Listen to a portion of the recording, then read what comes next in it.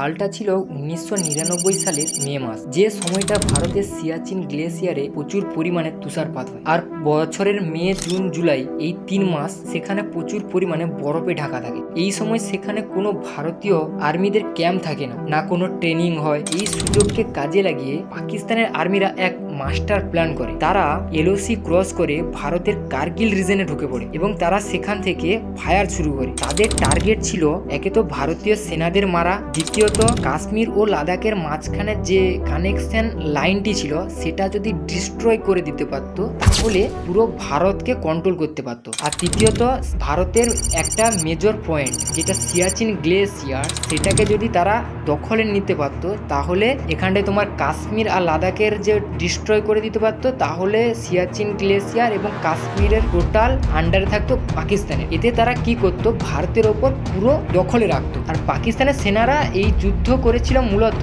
এই মেজর পয়েন্টগুলোকে দখলে করার জন্য। কিন্তু ভারতীয় বীর সেনারা দেখিয়ে দিয়েছিল যে বীরত্ব কাকে বলে। এই যুদ্ধে সেনারা নিজেদের প্রাণ দিয়ে দেশকে রক্ষা করেছিল। এই কার্গিল যুদ্ধটা শর্ট ফর্মে দেখানো সম্ভব নয়, তাই এই ভিডিওটা যদি 1000 কমেন্ট চলে আসে তাহলে আমি কার্গিল যুদ্ধ নিয়ে একটা লং ভিডিও বানাবো। আর যদি এই ভিডিওটা ভালো লাগে তাহলে লাইক, কমেন্টস এবং বন্ধুদের সঙ্গে শেয়ার করবেন। আর আমার চ্যানেলে নতুন হলে চ্যানেলটি সাবস্ক্রাইব করে রাখবেন যাতে নতুন নতুন ভিডিও আপনাদের কাছে পৌঁছে যায়। ততক্ষণের জন্য গুড বাই।